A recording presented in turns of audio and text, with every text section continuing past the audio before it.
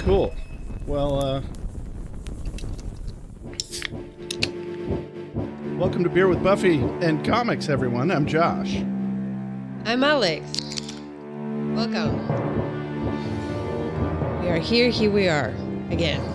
Today on Beer with Buffy Comics, we are going to be reviewing The Origin, again, Part 2. The second half of it that's not labeled as such anywhere in the Buffy the Vampire Slayer Omnibus Volume 1. It does say, like, the end of issue 1. Yeah, but then that's in the middle of it, but then it doesn't say anything about the end of issue 2 or the start of issue 2. The whole thing seems a little thrown together. Yeah, a little bit. That's okay. Yeah. That's half the fun. We forgive you, whoever did that, whoever made that choice. Oh, I don't. I forgive no one. I'm taking that one with me to the grave. To the grave. Because that's the appropriate place to take it, I think. Yeah. Yeah. Yeah. Are you going to be cremated or buried? Birthday party. That's weird. Definitely not. Are you going to be buried or cremated? Oh, I have no idea. I'm probably just going to leave that up to whoever is around to deal with the fallout when it happens. Yep. Okay. I suppose if I had my druthers, gosh, I really just don't give a shit. It's not really. It's not going to matter to me. Okay. It's not going to matter to me at all. I guess I kind of, because I don't like the idea of being a plasticized porcelain doll buried in a very expensive box and encased in concrete, and being full of chemicals that are bad for the earth. And that's no, no thanks.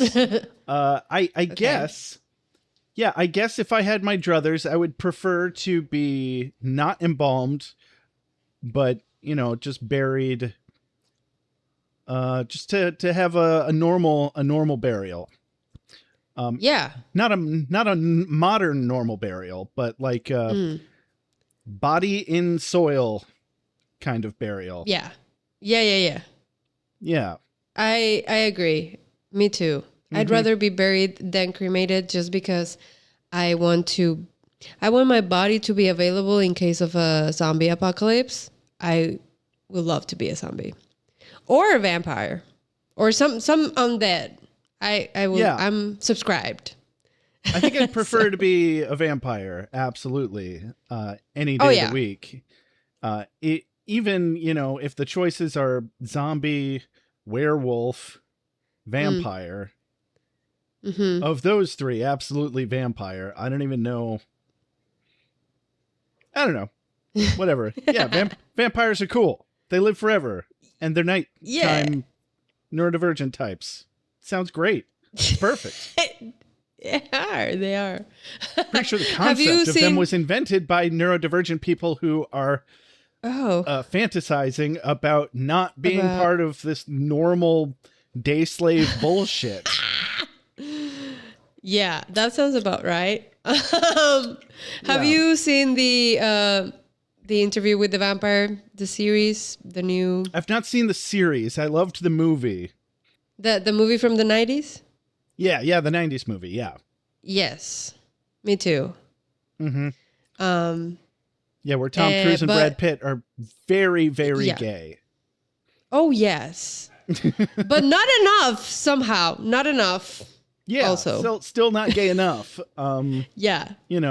Per the texts, the Anne Rice. They kept their clothes on the whole time. It's not nearly gay enough.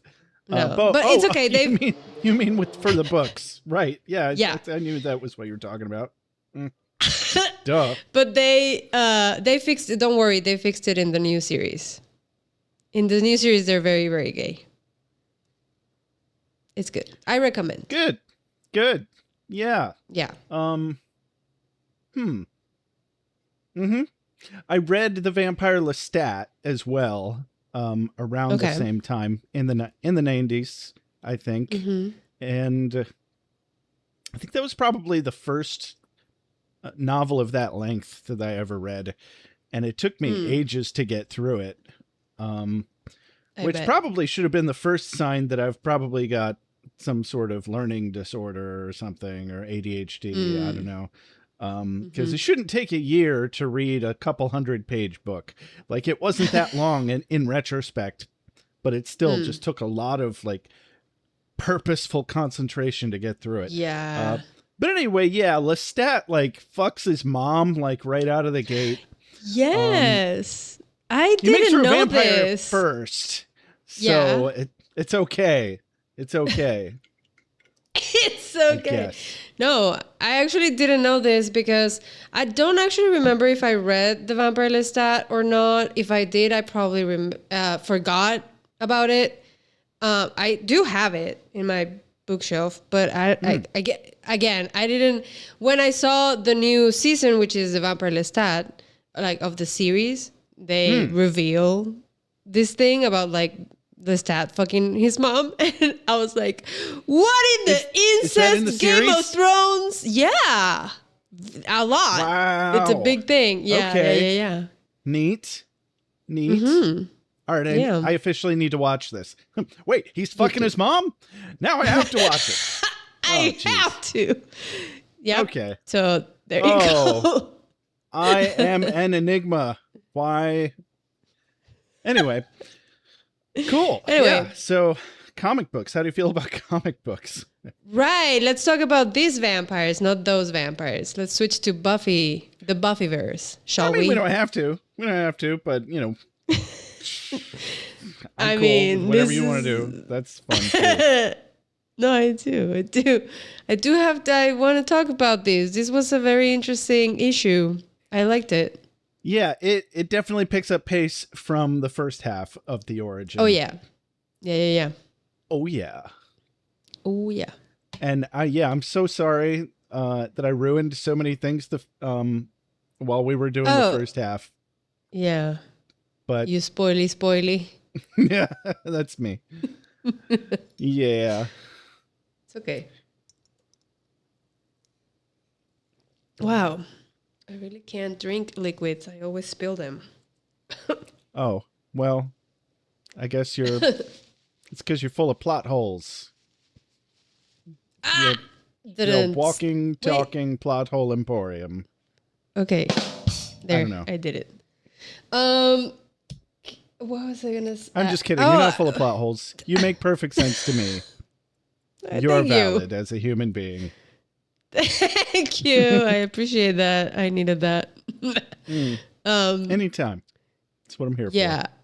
Wait, I have another topic before we dive into the comic related to vampires. That's been on my mind lately. So, did you know that you can actually get like real fangs? Like you can get your teeth turned into fangs? Did you know that was a thing? Like veneers? I heard that was, yes, I knew you could do that. I forgot that you could do that. I certainly don't spend any brain power sitting around and thinking about how other people could do that or how I could do that. Right. But yeah, I forgot there are people who have had that done, and that's fun. Okay, listen. I had a dream when I was a child. I've always been obsessed with vampires. And so when I was around 10 years old, probably around the time when I was watching also the Interview with the Vampire, and getting obsessed with that and all of that, I remember I have this like vivid memory of myself as a child looking in the mirror and trying to and checking out my teeth and being like, imagining if they were fangs. I was like, oh, I wish I had fangs. Like, that would be so cool, blah, blah, blah. And then I was like, I wondered out loud, like, could you put your fangs on? Like, is that a thing that people do? Like, I guess it's not, but maybe it is, or maybe it will be in the future when I am an adult at 18 years old and have my own money. That's what I thought, right? Yeah. I was like, silly. You're never Yeah. going to have money. Nobody in our No. generation is ever going to have money.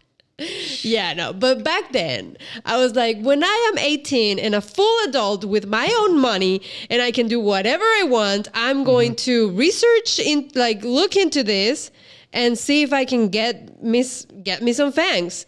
And if it's possible, I will march into the dentist office and will make it happen because that's going to be so cool.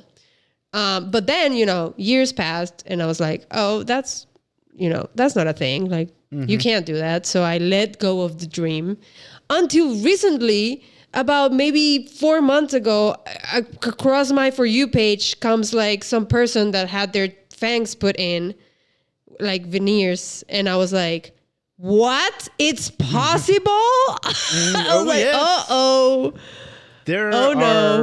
Oh, yeah, there's more than enough plastic surgeons out there that are crazy enough to do any stupid thing you ask them to. Dude, and now I'm like, I have that scratch and I'm like, I can't stop thinking about it.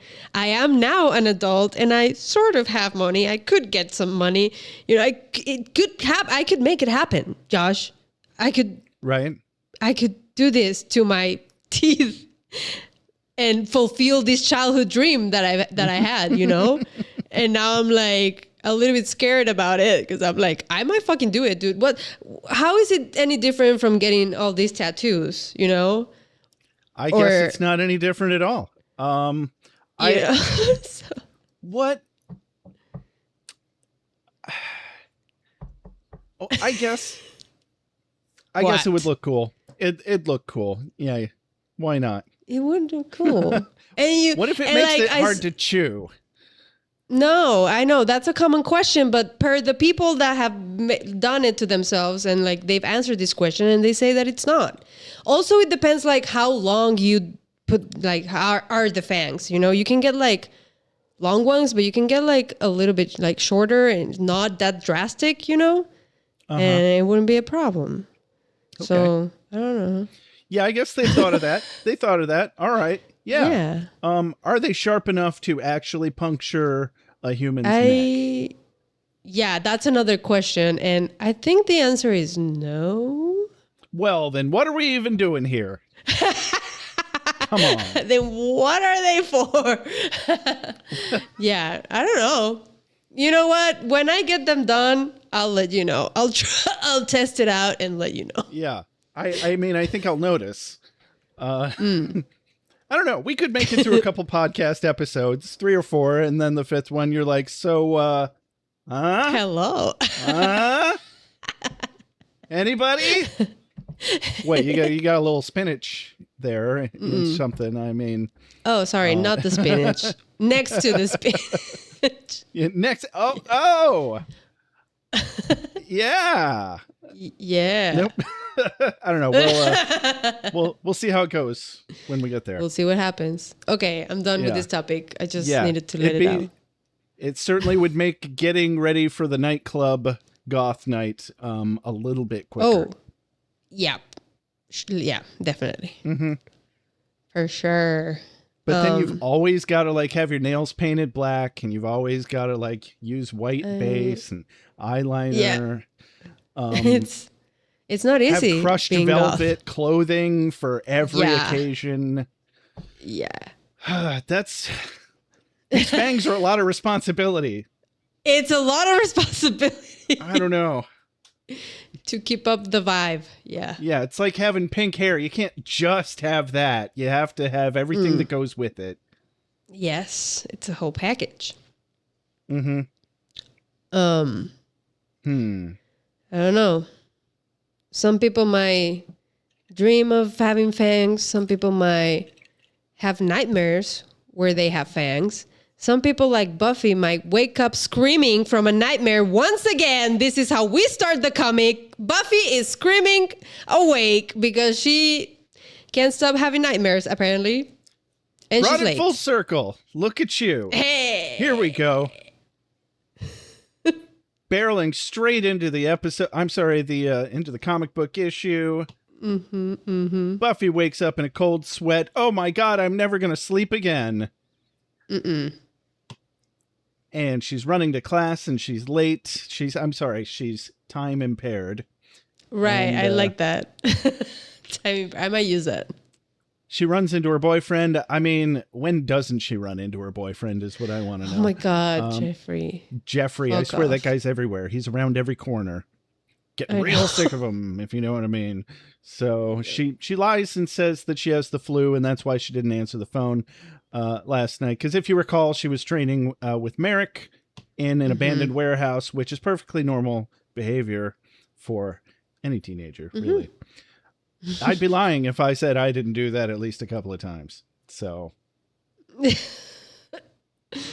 For sure. And then Jeffrey doesn't want to kiss her because he doesn't want to get sick.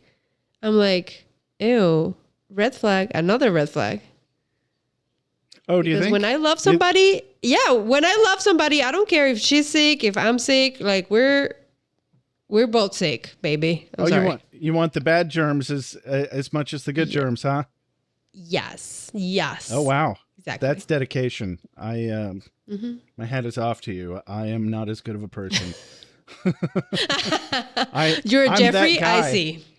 I'm that fucking guy. I'm just like, hey, I love you, but I love you over there. Over there. No. Come on back over when you're done with that flu. Okay. Okay, bye, schnookums. My God. And then Buffy. What? Buffy is in the locker room, the girls' locker room. I think her girlfriends were there, and we're like, "Where were you, mama, mom?" Yeah, And maybe. I don't know if it's misogynist of me to be like, I cannot tell any of her friends apart. no, me neither. But it's the dudes too. Like it's not just like basically all the characters except for Buffy and Merrick, and I guess they all Pike. look the same. I learned how to tell Pike apart from the rest, but it took a minute. Everyone else is so generic. I just can't even. Yeah, true. But suddenly, like Buffy turns around because the girls like go off to practice or whatever, cheerleader practice, I think, and Buffy turns and she says, "Oh my God, what are you doing here? This is a naked place. You can't be here." And it's Merrick. Yeah, Merrick totally stalks her down in the girls' Sir. locker room. Not a red flag at all. Not allowed. Hello. This is my argument for all of the men in this episode that they are perfectly normal. To not kiss your partner when they're sick and to chase down teenage girls in the locker room. Okay, maybe not that one. My God. Not that one. Not that. All right. I guess you can have that one. That's a freebie. Jeez. Jesus. So this is in fact a naked place. Yeah, she's like, hey, Merrick, I'm not really feeling this whole Slayer thing. I don't know about you, but... and then he's like, oh, yeah, you know what? Me either. So, I'll just check you later. And, oh, wait, no, actually, shing! And she's like, oh, you threw a fucking knife at me. And he's like, yeah, that's right. You're welcome. So... Yeah, Buffy catches which she says knife, but it's like a flying star, like a shuriken, like a shuriken situation. Yeah. Mm-hmm. Yeah. And she catches it with her Slayer powers, instinct, whatever. And Merrick is like, see, you caught it. That means you're the chosen one and only you, blah, blah, blah. And she's like, my God. She's like, yeah, great. Poof. Yeah. She punches him in the face. And there's a first time for everything because apparently she's never done that before. And we cut to the warehouse where Merrick, he either has a bloody nose or a fat lip because he's talking funny. Yeah. I like the way they wrote it phonetically so that it sounds like his nose is stopped up. He gives her a little pep talk. He's like, never underestimate yourself. She's like, my hand doesn't even hurt, and I've never punched anybody before. And he's like, I'm so glad that your hand doesn't hurt, And he's like, yeah, that's his favorite thing. Definitely. That's what he's worried about. Completely her well-being. 100%. Of course. Yeah, always the Slayer's well-being. That's why he's been through 5 of them, but he's still alive. My God, Merrick. But we'll get there. Yeah. So Buffy's kind of digging the Batcave vibe, and we kind of fall into I guess sort of a montage where I don't know, when the text goes like yellow and it's in a brick instead of a bubble. Yeah, that's like I take that as a voiceover. Yeah, sort of. And so Buffy's leaping around in these shiny black, literally painted on leggings. Yes. Basically, there is. There are no leggings. They just drew her naked, and then they're like, but she's wearing leggings, so you can see the entirety of her ass crack, but she's wearing leggings. I promise. I promise. Merrick tells her that vampires are ancient and they go back centuries and probably millennia, and that Caligula and Jack the Ripper were both vampires. We're the same vampire. The same vampire, in fact. Yeah. And I don't know who Caligula is. Do you know? He was an emperor of something. I don't know. Oh, okay. We don't care. I do know who Jack the Ripper is. Can I make a mention here and how do you say, observation? Please because do. Merrick just says, this thing about like Emperor Caligula and Jack the Ripper, because Buffy asked like, are there any famous vampires? So Merrick mentions Emperor Caligula and Jack the Ripper. Yeah, they're actually the same person and they're a vampire. But oh well. Actually, I don't know if I can mention this. Where are you in Angel? We just started season 4. Oh, fuck. Then never mind. Because then it'll be a spoiler. Yeah. We'll come back to this after you get to season 5. I appreciate the forethought. I have several friends who don't show me the same courtesy. Like so many spoilers. Good thing I have the memory of a goldfish. So good. Okay, then. Not really a problem at the end of the day. I'll forget about what? I don't even know what you're talking about. Okay. Actually, I'm kind of not sure. Perfect. Something that happens in Angel. Mm-hmm. Who are you? Season Where am 5. I? You'll know when you get to season 5. Yeah, it's fine. By the way, season 5 of Angel is my favorite season of Angel. Mm-hmm. But, you'll see. I think I agree. Mm-hmm.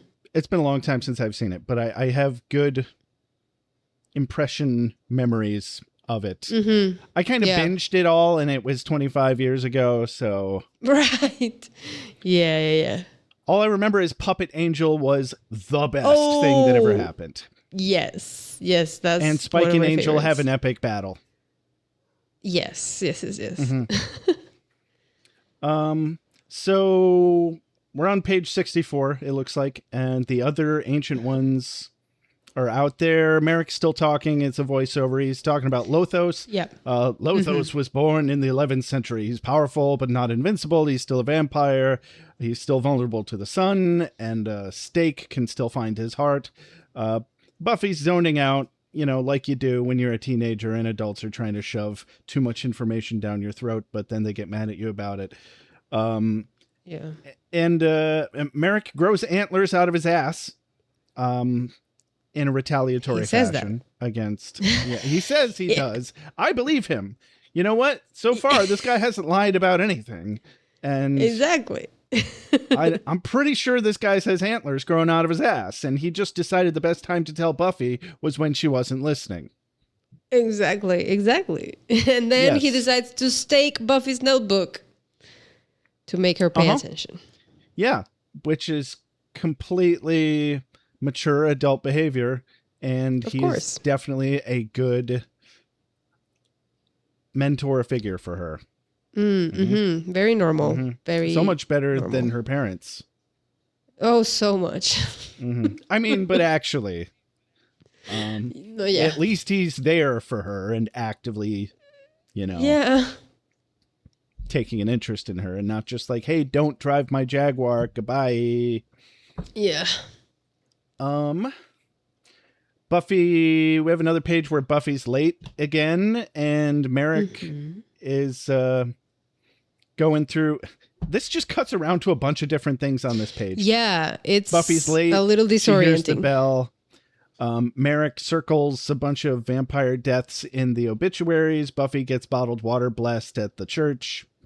I love that, though. Yeah. Specifically, Perrier brand. Which is like bougie water or something. Right? Yeah, it's, I'm pretty sure that's sparkling. Sparkling, yeah. She's like, priest, hello, and the priest is like, or like, father, right? Like, father, hello, and the priest is like, yes, my child, how can I help you? Something troubling you? Can I help with anything? And she pulls out the 6-pack of Perrier. Yeah, can you bless this? I'm like, yes, Buffy, yes, very smart. I'm sad they didn't play the bit, Daddy, I've been a bad girl. And he's like, damn it, for the last time, it's Father, I have sinned. Forgive me, Father, for I have sinned. Yeah, exactly. Yeah. I love that. I don't even remember what that's from anymore, but I think it's for me, it's a TikTok in every sound. situation. But yes. Mm-hmm. And then they cut to a guidance counselor named Gary Murray, and he's like, don't think of me as Gary Murray guidance counselor. Think of me as Gary Murray party guy, a happening dude who can talk to the youth. Who knows how to talk to the young. Whoa. Oh my God, this guy. So, and then he goes on about this one acid trip that he had in the late 70s. Yeah. It's like, I did so much acid in the 60s, actually just once in the late 70s. Like, the 60s are very different from the late 70s. Yeah, sir. How do you get your... Only a 15-year difference. No big deal. Yeah. And he's like, I was thinking that I was maybe a toaster, but maybe we're all toasters. And he's just like rambling on and on and on, while Buffy grabs a pin, puts her in her mouth, looks at a fly that's flying around, and then spits out the pin and slays the fly with it. How can you ever be bored if you can do that? Dude. Is what I want to know. That's so much fun. I would love to do that. I think that's cooler than having fangs. Oh my God. Okay, well, then you do that. You work on that trick while I get my fangs. Mm-hmm. There we go. I guess it's kind of apples to oranges, really. It's like the fangs look really cool. Yeah. But the shooting flies with a thumbtack out of your mouth. Yeah, I suppose that... one's an event, one's a full-time aesthetic. Anyway, so I'm getting real Mr. Mackey vibes off of this guy, or even the guidance counselor from Bob's Burgers. I can't think of his name. But any Mr. of those... Yeah. Even though he's not like the aging hipster type, he's just a nerdy loser type. But you know what? Same thing. Yeah. I get the same vibes off of both of them. Yeah. They think they're cooler than they actually are. Yeah, and they're like trying so hard to like connect with the youth and speak their language and stuff like that. Yeah, just stop. Just don't. Please. Yeah. It hurts. And then after Buffy slays the fly, we cut to Pike's house, I guess, and Vampire Benny is like on the window, like, knock, knock, knock, Pike, let me in, I'm hungry, let me in. And Pike is like, dude, you look weird. I'm not gonna let you in. Go away. And the red eyes are kind of the giveaway, if you ask me. Yeah. But and he's like drooling and stuff. It's like Benny says that while Pike's like, man, you look like shit, he's like, I don't know, I feel pretty. And Oh, it's like, okay, Jack, if you say so. So Pike tells him to fuck off. He's smart about it. Yeah. He doesn't let him in. But seriously, like Good on every Pike. scene where Benny comes back in this issue is heavily supportive of the idea that Benny was hardcore in love with Pike. So in love with Pike. So in love with Pike. I don't think Pike really reciprocated. I don't think he understood the feelings that Benny had for him, but Benny soup's gay for Pike. So, yeah. Yep. Yeah. Oh, yeah. Yeah. Yep. Which, good for him. Not that there's anything wrong with that. So, yeah. Cut to Buffy on the street at night, just walking around, being a young girl. Nothing to see here. Just wagging my tail. Don't chase me, vampires. You can't. So but casual. Then some giant. Yeah. Hey, you better not come out and eat me. Yeah. And some giant green muscly monster It's a vampire. Remember, vampires are green here. Yeah, it's an aesthetic choice, and I think it's very helpful, actually, because I'm usually too busy reading, and I need to be able to tell at a glance which characters are which. So I actually appreciate that artistic choice on their part. Like if it were a TV show, it would be too much. But since I need to quickly be able to say, human character versus vampire character, like, okay, it's the big green gross one. Got it. Moving on. Got it. He hisses. He's like, there's a lot of hissing from these vampires. There is. Yeah, they're hissers. They're hissers. They're very catty. Yeah. It's like they're all drag queens. They're like, girl, I'm going to get you. Oops. What do you even think you're doing out here looking like that? Yeah. Have you seen how much of a girl she is? They're jealous, really, is the problem. Yeah. I mean, come on. So, it takes the bait. Big green grr, and she kicks its ass because, he's got a lot to learn about defenseless young girls on the street in the dark at night in the big city. Yeah, but Buffy slays him, no problem, in actually 11 seconds per Merrick's stopwatch. 11 seconds? Ugh. Yeah. I could have done it in 9. Okay. But Buffy starts complaining. Nice. Oh my God. Nah. Because Merrick is telling Buffy, kind of just telling her off, oh, you did this wrong. Yeah, you could have done this better. You shouldn't have gone to the alley because then if there were more, you would have been trapped, blah, blah, blah, blah, blah, blah. And Buffy is like, dude, you should I'm the chosen one. You should talk nicer to me. You should be nicer to me. Yeah. And Merrick mocks her. Oh, I'm sorry. You want me to praise you? Oh, good job, Buffy, blah, blah, blah. And she's like, do you want a hug?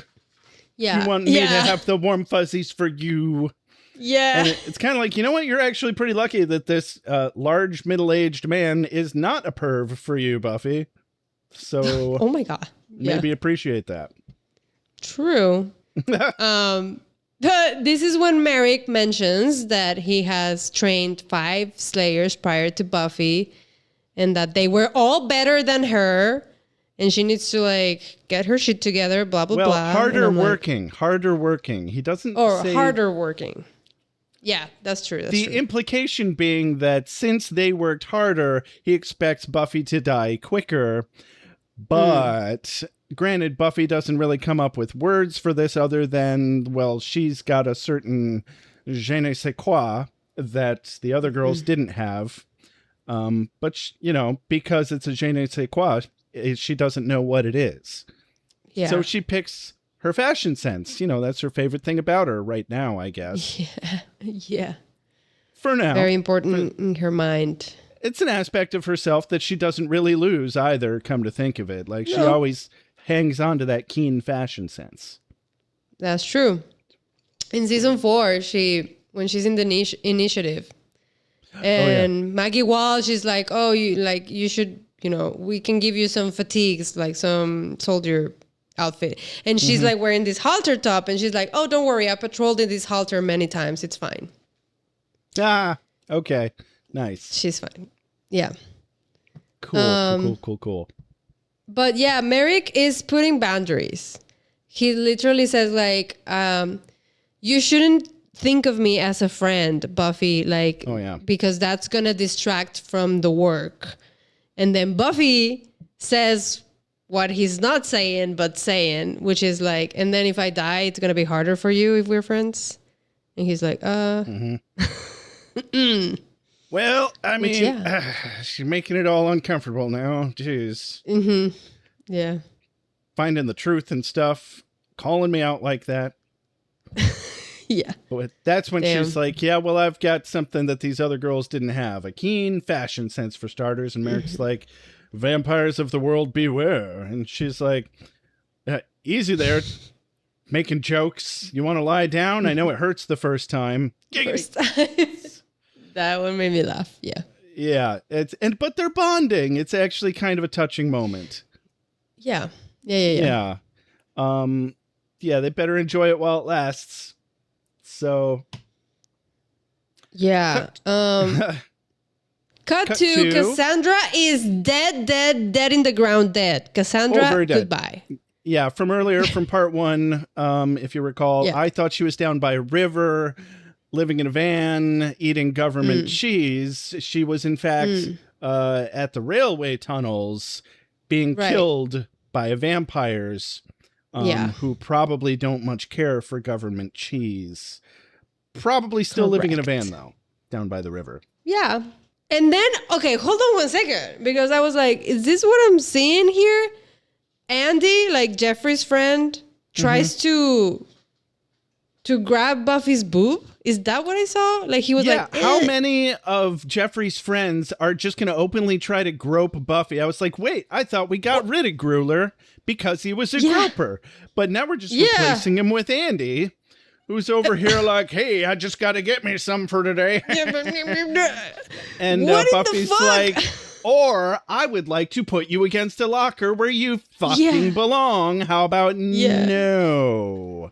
Yeah. And she's like, "Don't stop trying to grab me." Like, what the fuck? Yeah. And then Jeffrey... He almost does the right thing. Jeffrey almost does the right thing. It's not good enough for Buffy, and that's fair. Yeah. He's like, "Hey, keep your mitts off my thang." My thang? Yeah. Verbatim. Barf. He calls Buffy his thang. Yeah. So that was the point at which I was like, okay, we're canonically done with Jeffrey. Got it. Yeah, we're done with Jeffrey. So, and as Buffy's walking away, completely pissed off and leaving her friends standing there like, whatever. And Jeffrey like, "Well, just excuse me, just trying to be helpful," or something. Yeah. Well, you're just trying to be controlling and infantilizing, but not actually respectful of her as a woman, or a person even. So anyway, fuck that friend group. We're done with them. Yep. Cordelia wasn't even one of them. Who cares about them? So cut back to, or not back to anywhere. We're next page. So Pike gets in his car. It's being fixed by some mechanic that seems to be a friend of his, so he can get the fuck out of town. And even his mechanic is baffled that Benny's not going with him. He's like, "But you two are like this, aren't you? Why wouldn't Benny? you take your wife, man? Like, he's so in love with you. Of course he's going with you. Like, you'll figure it out someday. I'm so happy for you two." But he's like, no, man. No, I got to get out of here. And he warns his mechanic friend to get out of here too, because shit seems weird around town. And the guy's like, "Well, what if I see Benny?" He's like, "Run." And so that's ominous. And Pike tries to start the car. Won't start. It's no good. And Benny pops up and bites the mechanic. He's like, Yep. too late. Too so late. Benny's got this whole ass entourage with him, one of whom looks like a literal bipedal, I guess they're all bipedal. Bat. Looks like a literal person-sized bat. Pike finally manages to start the car and guns it out of there before Benny can get to him. He smashes the window.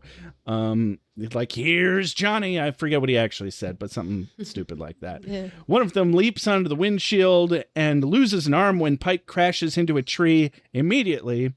For a while, for like the next few pages, I originally thought that Pike had made it like a mile or two out. To the park area is where I was thinking that the rest of this takes place. But no, he's literally just like right in front of the garage. Yeah. Because he couldn't see where he was going, so. Yeah. And the vampire that was on the windshield loses an arm when he hits the tree. And yeah, but he's more pissed off about the jacket, the leather jacket being...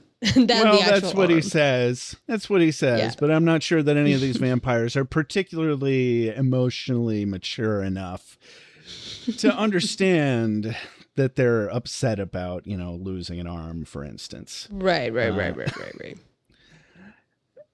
Anyway, yeah, he's but he's only mad about the leather coat. You're not wrong. Buffy jumps in to the mess and saves Pike's ass, stabbing the huge bat-looking one. Like, way to profile. Like, you could have gone for any of them, but you went for the one that looks the least human. Jeez, Buffy. All right. Okay, Buff. She's quipping that there's no safety in numbers for you guys. It's only easier to find you when there's more of you. Buffy runs away with Pike while he grapples with the reality of vampires existing. Clearly, he did not know this before. He didn't even know this when he saw Benny, who is now a vampire. Pike's fumbling around with a combination padlock that's on a bike. The bike. Yeah. It's he says it belonged to a friend of his, so they won't care. I don't know if that means that it was Benny's, because he says the person's dead. So probably Benny, or he just learned that three more of his friends are dead just now because they were attacking him. Who knows? Yeah. And then Gruler pops up with all kinds of expository information. He's like, Lothos walks tonight, and I always wanted you, Buffy. And Pike slays Gruler, telling him to lust from afar, like everyone else, okay? And Buffy's like, wait, what? Like the rest of us. Yeah.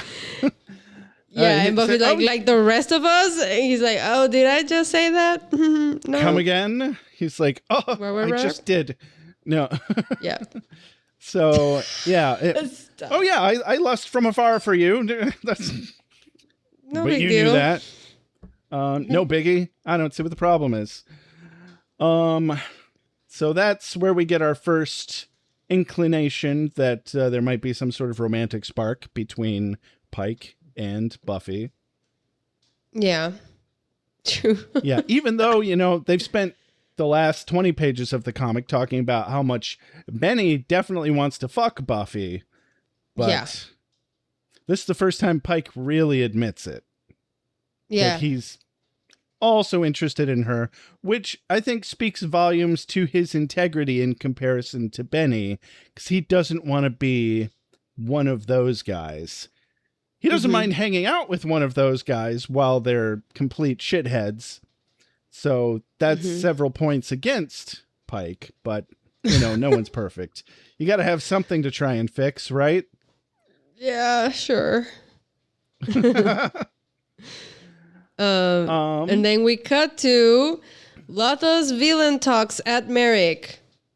That's what I wrote. Yeah, I think I wrote something similar. Merrick is a little bit behind. He's just showing up at the car crash and calling Buffy an idiot, not to her face at least, because he's like, a car crash doesn't mean there's vampires. But Lothos immediately pops up behind him, and he's like, except for me. And he's all about finding Buffy. He's just obsessed with slayers, kind of like every other vampire that ever happens in the show about the Slayer. Funny how that works. So yeah, very original Lothos here. Merrick is like, oh no, not this one. She's different. Yeah. Not like the others. One of these things is not like the other. I've never actually seen that episode of Sesame Street where that song is from, but people reference it so much that it's stuck in my head anyway. So anyway, Pike fucks off on his motorcycle and Buffy turns to see Lothos and Merrick. Because, and this is where I realized, oh, the crash was right in front of the garage, because she's at the garage with Pike, who rides off on his motorcycle, and she literally just turns, and they're both in the same frame. Yeah. And she's like, oh, look, it's Merrick and Lothos right over there. Right so, yeah, at first I was like, well, that's bad storytelling. But actually, no, it's good storytelling because it cleared up my confusion. But maybe it's bad storytelling because I was confused in the first place, or maybe I'm just dumb. Maybe you're just a confused person. There it is. Easily confused. Okay. A little bit of everything, I would say. Cool. But then Buffy is like running towards Lothos and Merrick is like, no, girl, don't come here. Like, you're not ready to fight Lothos. For the blah, love blah, of blah. God, for the first time in your life, get the fuck out of here and do what you're told. And then Merrick is packing heat, bro, because he pulls out a gun. Yeah. And he starts shooting at Lothos. And I'm like, okay, Merrick. And then Pike comes back for Buffy in the bike. And because Merrick is still telling Buffy, like, go. And Pike is like there. And he's like, okay, like jump in and don't make me regret coming back for you. So, Alex, you've heard of Elf on a Shelf, right? Yeah. But have you heard of Pike on a Bike? Huh? Oh my God. Yeah, I'm a bad person. So, moving on. Oh my God, wait. Yeah, so Buffy goes away with Pike. Well, she's like driving away. They're driving away on the bike when Lothos starts telling Merrick what he's gonna do. He's like, I'm gonna turn you, and then you're gonna help me kill her. Like, I'm gonna make you kill her, blah, blah, blah. And then Merrick, he's like, not this time, not again, and puts the gun in his mouth. And I'm like, things got way too serious, way too fast, bro. What the fuck? Yeah, this escalated very quickly. So quickly. Yeah, he's like, nope, you won't be getting that opportunity. And yeah, Lothos is displeased by this. And he's not nearly as upset as Buffy is when she hears the shot. Yeah. And we've got this very dramatic full page that's only 2 panels, and just as the first panel is Merrick's eyes right before he pulls the trigger, and then Buffy crying on the back seat of the bike with Pike. Yeah. The rhyme scheme kind of messes up the gravity of the situation. Yeah. It's fine. It's fine. Yeah. So as she hears the shot that she knows is the end of Merrick's life, somehow she knows. Yeah. She just knows. Maybe she was like looking back when she saw him put the gun in his mouth, and she like put the pieces together. But yeah, she's like, oh no. Oh, yeah, no. I bet she looked back and saw him with the gun in his mouth and then knew what the noise was. So that makes sense. That makes sense. Okay. But yeah, Buffy, the writers of Buffy the Vampire Slayer have a really good track record and this way of making you love a character the most right before they die. Yeah. Like, we were just talking about, like, oh my God, they're finally bonding. And then, yeah, here we go. Never mind. Yeah, because he was a pain in the ass the whole time. He's like this cold, unfeeling douche canoe that just showed up out of nowhere, that stalks her and throws knives at her. But I don't know. Maybe I can't think. I'm pressed to think of too many other examples of my little pet theory here, other than Joyce. Like, they did a really good job of several episodes leading up to the body where Joyce dies. Of being like, oh, by the way, Joyce is actually the best mom in the world, and she's amazing, and everybody loves her, and you love her now because we know all of the ways that we made her insufferable for 4 seasons, but now you love her. Yeah. We're going to make sure of it. And she's then finally the mom, and then, R.I.P. So, yeah. So they did that on a much smaller scale and much quicker here with Merrick, I feel like. Yeah, true. Mm-hmm. I don't know. I guess I never didn't like Merrick, but he did seem a little rough around the edges. But, I don't know if I'd trust him if he wasn't. True. And also, I think it serves also as a way to compare with Giles and appreciate Giles more, because Giles did the opposite of Merrick, and he from the start bonded with Buffy, and became her father figure and all of these things, and even the council chastised him for it. So it's like he didn't grind her down the way Merrick did, and exactly demean her and compare her to other Slayers that are dead now and were harder workers. Yeah. You're kind of being a bad mentor, my guy. So, I didn't hate him. I didn't hate him, but I didn't love him either, Yeah, exactly. Hey guys, Josh from the future here. So part 2 of The Origin ended up being a bit lengthier than either me or Alex anticipated. So we're going to cut this one a little short, but definitely join us next episode for part 3 of part 2 of The Origin. It's a 3-part, 2-part series. Nothing confusing about that whatsoever. But so we're going to cut this episode off here. You'll get the next one in 2 weeks. In the meantime, you can follow us on Blue Sky, like us on Facebook, review us on iTunes. You can visit our shop where we have merchandise. It's www.beerwithbuffy.com/shop. If you want to support us directly, head on over to patreon.com/beerwithbuffy. You can email us at beerwithbuffy@gmail.com. If you want to leave us a voicemail or a text even, you can do that at the number 269-743-0783. Sorry, I'm doing this outro without Alex, but it just worked out this way. This has been an episode of Beer with Buffy, comic book edition. I'm Josh. Alex is Alex. They'll be back with us next time. Have a good night.